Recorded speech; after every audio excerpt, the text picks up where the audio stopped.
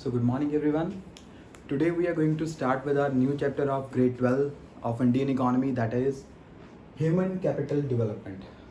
One of the important chapter and one of the basic chapter of Indian economy. All right? So let's start. सबसे पहले human capital क्या होती है हमारे पास. ह्यूमन कैपिटल डेवलपमेंट को स्टडी करने के लिए हम पढ़ेंगे तीन terms: physical capital, human capital and human capital formation. Okay, so physical capital का मतलब क्या होता है? It includes all inputs used in the process of production. Goods and services को प्रोड्यूस करने के लिए हम जिन फैक्टर्स ऑफ प्रोडक्शन का यूज करते हैं उसको हम बोलते हैं physical capital, right? Human capital refers to the knowledge, skill and efficiency of humans. जो हम लेबर यूज करते हैं अपनी प्रोसेस ऑफ प्रोडक्शन में, उनकी नॉलेज, उनकी स्किल और उनकी एफिशिएंसी, उनको हम बोलते हैं human capital. And human capital formation का मतलब it is a process of acquiring and increasing the number of persons who have the skill, education and experience which are essential for economic and political development of a nation. So human capital formation का मतलब क्या हुआ? देखो, capital formation term का मतलब क्या होता है? इन्वेस्टमेंट. हमने नेशनल इनकम में पढ़ा हुआ है कि capital formation word denotes to investment. So human capital formation means human investment.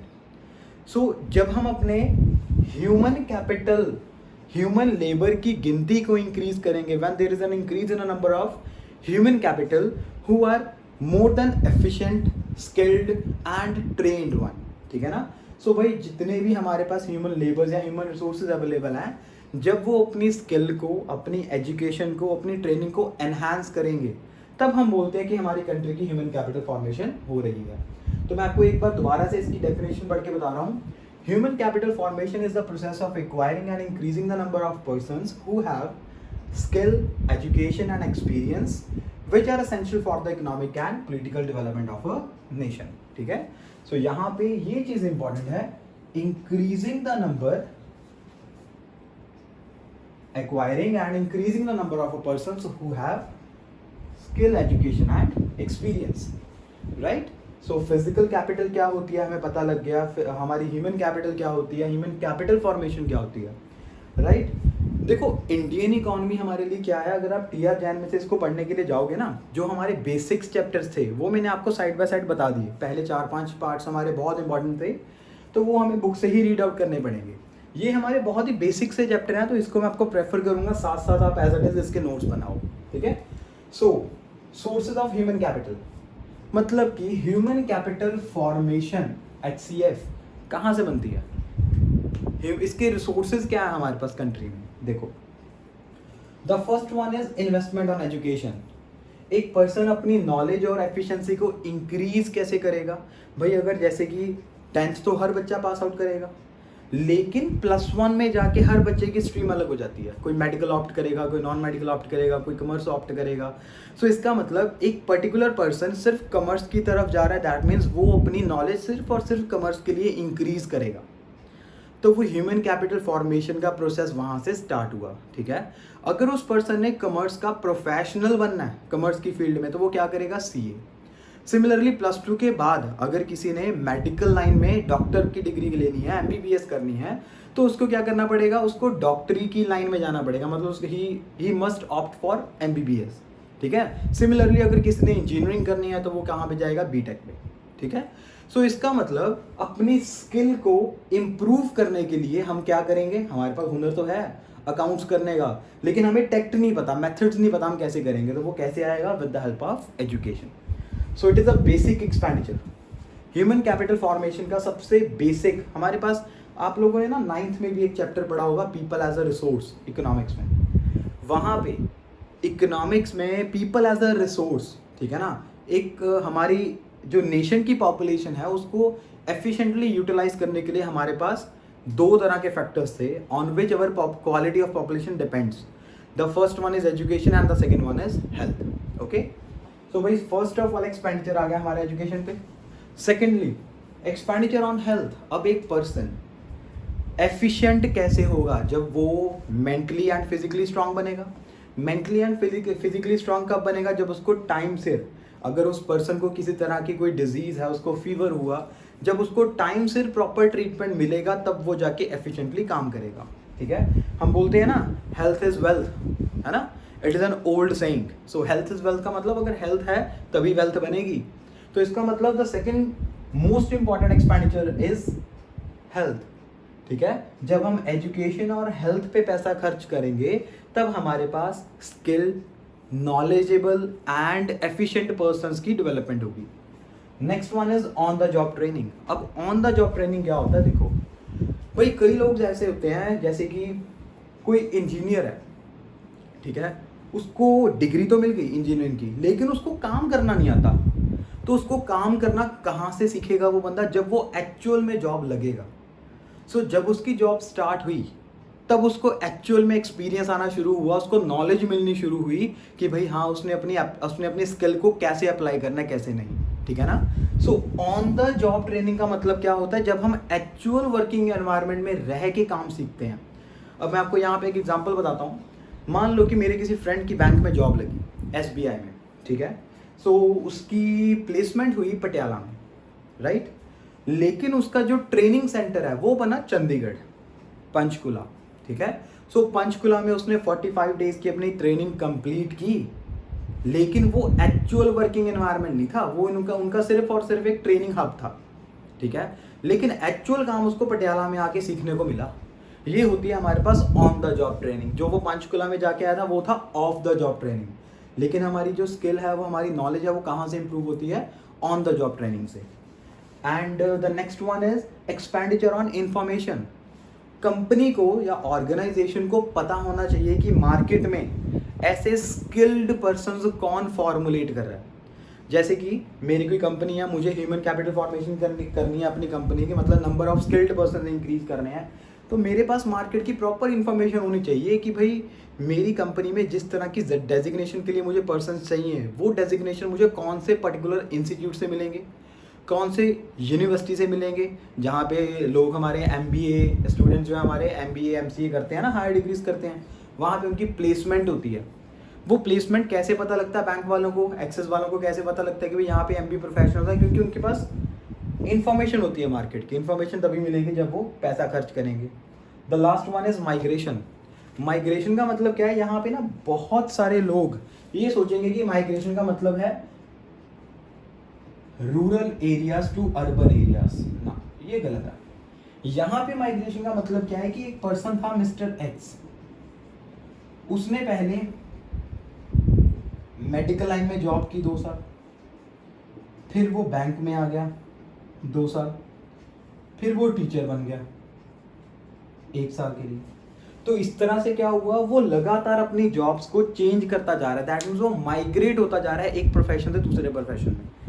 तो यहाँ पे इसको इन तीनों प्रोफेशन की नॉलेज है, मेडिकल लाइन में कैसे काम करना है, बैंक्स में कैसे काम करना है और टीचिंग कैसे करनी है, इसको अच्छे से पता है। तो इस तरह के पर्सन जो है उनमें जो स्किल है वो बहुत ज़्यादा होती है। ठीक है ना। सो ये हमारे पास 4-5 सोर्सेज थे ह्यूमन कैपिटल फॉर्मेशन के। Now the next one is what is the role of human capital formation in economic growth. Human capital formation हमारी इकोनॉमिक ग्रोथ करने में कैसे हेल्प करता है। It increases the production, because अगर एक ऐसे पर्सन को हम बिजनेस पे रखेंगे जो कि एफिशिएंट है, जिसको नॉलेज है, जिसको स्किल है, तो वो बंदा क्या करेगा, ज़्यादा एफिशिएंटली काम करेगा। उससे क्या होगी, हमारी प्रोडक्टिविटी इंक्रीज होगी। ठीक है ना। मतलब कि जब हम स्किल्ड पर्सन्स को हायर करेंगे उससे हमारी आउटपुट बढ़ेगी, आउटपुट बढ़ेगी तो हमारी GDP भी बढ़ेगी। क्या आप में से कोई मुझे ये बता सकता है कि इकोनॉमिक ग्रोथ क्या होती है। Economic growth means when there is a consistent rise in the value of GDP of a country is known as economic growth. जब किसी भी कंट्री की GDP कंसिस्टेंट रेट के ऊपर इंक्रीज करेगी उसको हम बोलते हैं economic growth. Next one is raises life expectancy. अब अगर यहाँ पे हेल्थ फैसिलिटीज ज़्यादा होंगी तो जो हमारे सिटीजन्स हैं वो हेल्दी भी ज़्यादा रहेंगे। अगर वो हेल्दी रहेंगे तो क्या होगा, उनकी लाइफ एक्सपेक्टेंसी इंक्रीज करेगी। यही रीज़न है इंडिपेंडेंस से पहले हमारे इंडिया की लाइफ एक्सपेक्टेंसी थी 28.8 ईयर्स। मैं आपको यहाँ पे डाटा बता रहा हूँ, पहले थी हमारी 28.8 ईयर्स, लेकिन राइट नाउ कितनी है 69 ईयर्स। अब यहाँ पे ये चीज़ देखो, अगर लाइफ एक्सपेक्टेंसी कम है, ठीक है ना, अब ये तो है नहीं कि अगर किसी पर्सन का बर्थ हुआ तो वो साथ के साथ ही जॉब पे लग गया, 12-13 साल 14 साल 15 साल के बाद ही उसको जॉब मिलेगी। तो भी अगर पहले लाइफ एक्सपेक्टेंसी 28 साल की थी तो 15 साल को काट के अप्रॉक्सीमेटली उस बंदे ने 13 साल काम किया, ठीक है। तो कहाँ हमने उसको स्किल्ड बनाने के लिए सिर्फ 13 साल की एक्सपेंडिचर किया, 13 साल के बाद दोबारा से किसी और पर्सन को सिखाना पड़ेगा काम। अगर लाइफ एक्सपेक्टेंसी 69 ईयर्स है, 15 ईयर्स को निकाल के 54 ईयर वो पर्सन अपनी लाइफ की इकोनॉमी को सर्व करेगा। इसका मतलब यहाँ पे कई तरह के एक्सपेंडिचर्स हमारे सेव होते हैं। The next one is improves quality of life. अब भाई अगर एजुकेटेड पर्सन है जिसके थ्रू जीडीपी बढ़ेगी तो क्या होगा, इनकम लेवल बढ़ेगा, इनकम लेवल बढ़ा तो पर कैपिटा इनकम बढ़ेगी, which raises the standard of life. Okay, brings equality. अब देखो जो स्किल्ड पर्सन है वो जरूरी तो नहीं है सिर्फ अमीर लोग ही हो सकते हैं, ऐसा तो नहीं है। जो मिडिल क्लास फैमिली या लोअर फैमिली से बिलोंग करते हैं वो उनके पास भी बहुत तरह का हुनर होता है, ठीक है ना। जैसे कि अब यहाँ पे हमारे इंडिया मोदी गवर्नमेंट ने एक स्कीम अनाउंस की थी, स्किल इंडिया फॉर्मेशन, ठीक है, या फिर मेक इन इंडिया कैंपेन। ये बेसिकली उन लोगों के लिए था जो कि मिडिल लेवल या लोअर लेवल फैमिली से उठ के आए थे, ठीक है ना। तो इट ब्रिंग्स इक्वालिटी, मतलब कि lowers the gap of rich and poor, ठीक है। Next one is innovative skills and bring participation. Brings participation का मतलब क्या हुआ, पहले हमारी टोटल पॉपुलेशन का कम हिस्सा वर्किंग सेक्टर में एंगेज्ड था, मतलब काम करने के लिए बहुत कम लोग तैयार होते थे, लेकिन आज हमारी पॉपुलेशन का ज़्यादा से ज़्यादा हिस्सा वर्किंग है। इसका मतलब क्या होता है कि पहले हमारी वर्किंग पॉपुलेशन रेशो कम थी, आज हमारी वर्किंग पॉपुलेशन रेशो जो है वो ज़्यादा है, ठीक है ना। तो इसका मतलब ब्रिंग्स पार्टिसिपेशन, जब ज़्यादा से ज़्यादा लोग आगे बढ़ के काम करेंगे तो इनोवेशन भी बढ़ेगी, क्योंकि हर एक बंदे का काम करने का तरीका अलग होता है, right. The next one is problems facing in HCF, मतलब ह्यूमन कैपिटल फॉर्मेशन करने में हमें कौन कौन सी प्रॉब्लम्स का सामना करना पड़ा। The first one is increases in population, rising population हमारी इंडिया की डे बाय डे बढ़ती जा रही है। अब अगर पॉपुलेशन डे बाय डे बढ़ती जा रही है, हमारे पास उतने रिसोर्सेज अवेलेबल नहीं है कि हम उनकी नीड्स को फुलफिल कर सकें। अब भाई एक टाइम पे 100 पर्सन्स ग्रेजुएट हुए, लेकिन मार्केट में जॉब तो सिर्फ 20 बंदों के लिए है, तो जो 80% है वो अनएम्प्लॉयड हो गए। इससे क्या हुआ, हमारी प्रॉपर ह्यूमन कैपिटल फॉर्मेशन नहीं हो पा रही। ब्रेन ड्रेन इंपॉर्टेंट पॉइंट है हमारे लिए, 3 नंबर का भी आ सकता है। ब्रेन ड्रेन क्या होती है? सो ब्रेन ड्रेन का मतलब क्या हुआ, एक पर्सन ने एजुकेशन ली इंडिया से, ठीक है, यहाँ से वो उसने MBBS करके डॉक्टर बना, लेकिन डॉक्टरी करने के बाद वो पर्सन फॉरेन चला गया, अब्रॉड चला गया जॉब करने के लिए।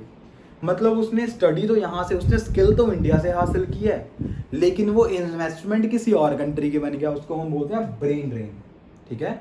जैसे कि when people shift from India to any other countries known as brain drain. Inefficient education system, हमें अच्छे से पता है कि हमारी पॉपुलेशन का मेजर हिस्सा आज भी ऐसा है, हमारे इंडिया में कई एरियाज ऐसे हैं जहाँ पे प्रॉपर स्कूलिंग अवेलेबल नहीं है, ठीक है। जो हमने बोला था कि नवोदय विद्यालय एंड केंद्रीय विद्यालय NVS एंड KVS, ये गवर्नमेंट द्वारा चलाई गई स्कीम्स तो हैं, लेकिन हमारे पास पॉपुलेशन इतनी ज़्यादा है कि वहाँ वो पॉपुलेशन NVS और KVS में मर्ज नहीं हो सकती, ठीक है ना।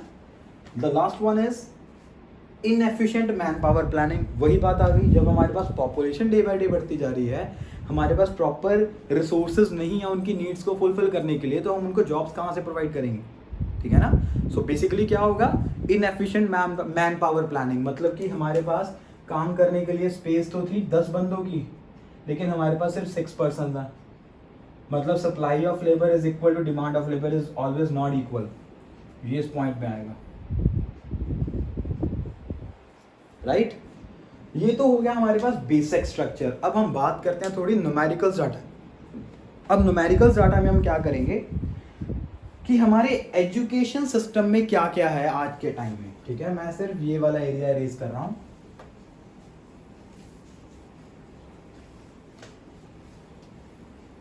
देखो, एजुकेशन सिस्टम का थोड़ा सा डाटा हमें ध्यान से बनाना पड़ेगा। ऊपर हेडिंग आएगी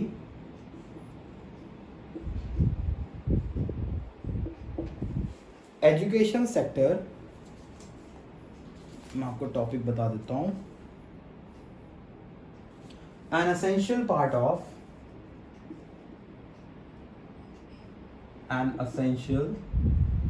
of human capital formation, right. ठीक है। सो एजुकेशन सेक्टर में हमारे पास क्या क्या था बेसिकली, ये हम इस चैप्टर में सिर्फ एजुकेशन सेक्टर के बारे में ही क्यों पढ़ेंगे। इसका क्वेश्चन कैसे आ सकता है, what is the role of education in human capital formation, what is the role of health in human capital formation. Health के बारे में अभी हम इस चैप्टर में हमारे पास टॉपिक नहीं है, वो हम इंफ्रास्ट्रक्चर में जाके पढ़ेंगे, ठीक है ना। सो देखो पहले हम यहाँ पे पढ़ते हैं एजुकेशन सेक्टर। यहाँ से हमारे बेसिकली ऐसे पर्सन्स निकल के आते हैं जिनको नॉलेज भी प्रोवाइड होती है, जो कि स्किल्ड भी हैं और एफिशिएंट भी बनेंगे, ठीक है।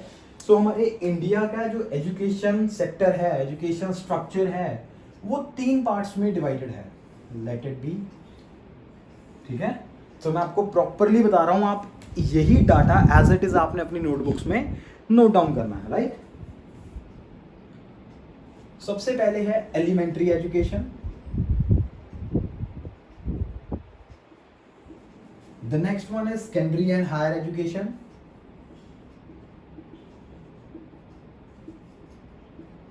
and the last one is higher education.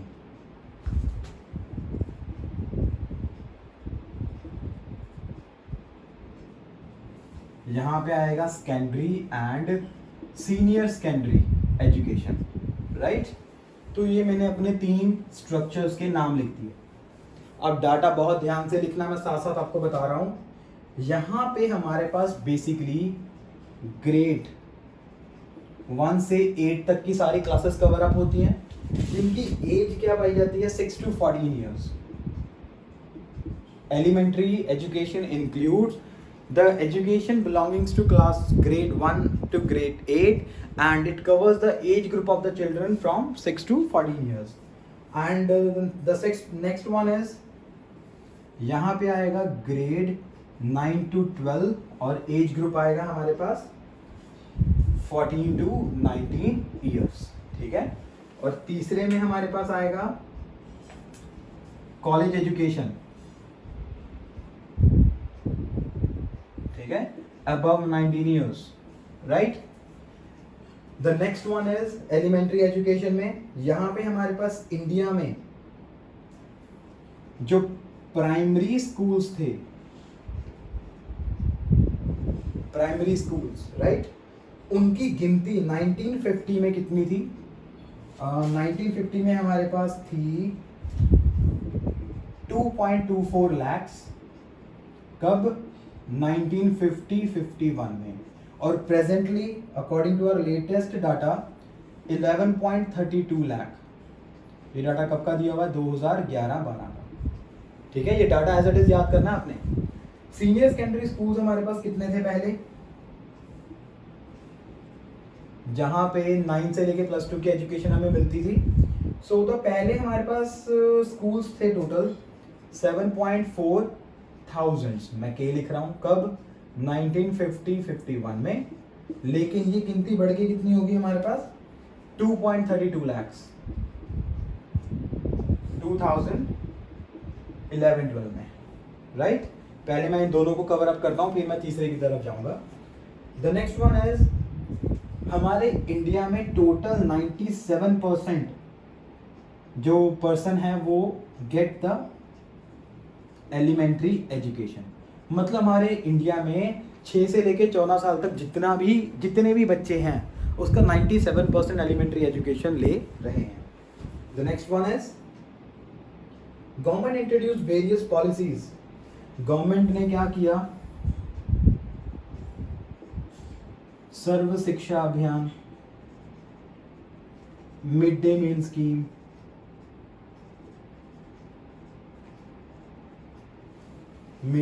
Scheme, right to education,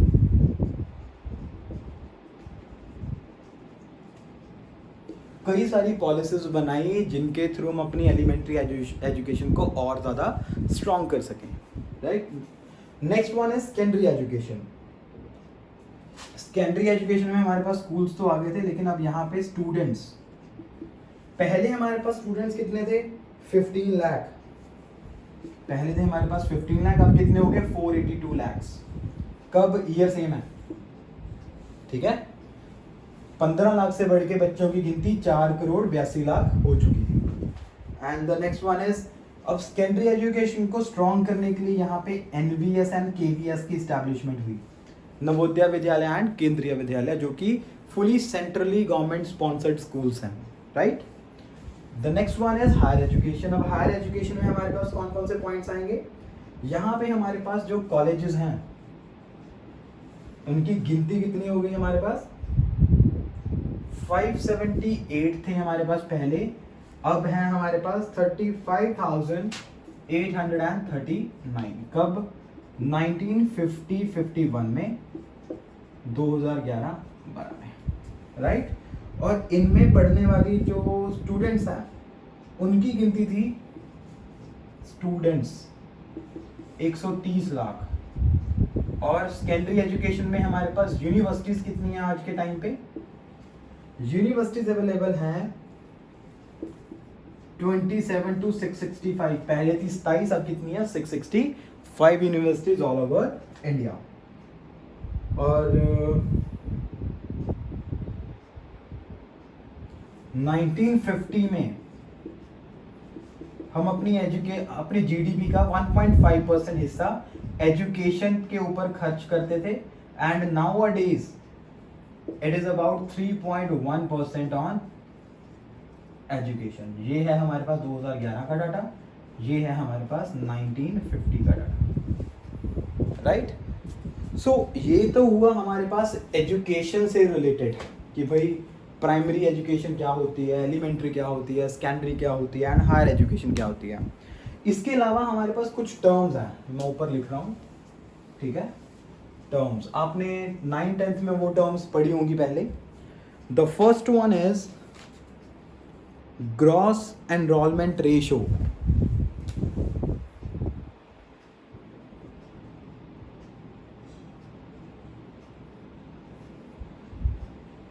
gross enrolment ratio मतलब कि इन दोनों को मिला के ग्रेड 1 से लेके ग्रेड +2 तक हमारे इंडिया में 6 साल से लेके 19 साल तक की उम्र के जितने भी बच्चे हैं उनमें से कितने बच्चों ने स्कूल में अपना नाम लिखवाया हुआ है। यहाँ पे मैं ये बात नहीं कर रहा कि कितने लोग स्कूल अटेंड करते हैं, किन्होंने एडमिशन्स ली हुई हैं, राइट। उसको हम बोलते हैं ग्रॉस एनरोलमेंट रेशो। तो मैं आपको एक बार इसका मीनिंग पढ़ के बता रहा हूँ। It refers to the number of students enrolled in schools at several different grade levels like primary, middle and high school. Okay, so literacy rate आपको अच्छे से पता है क्या होता है, ठीक है। सो इसके बाद हमारे इंडिया में कुछ तरह की ऑर्गेनाइजेशन हैं like NCERT, UGC, AICTE and ICMR, ठीक है। Up to grade +2, up to grade मतलब +1 से फर्स्ट क्लास से लेके +2 तक की जो एजुकेशन की गाइडलाइंस है वो हमें कौन प्रोवाइड करता है? NCERT। UGC university grant commission up to graduation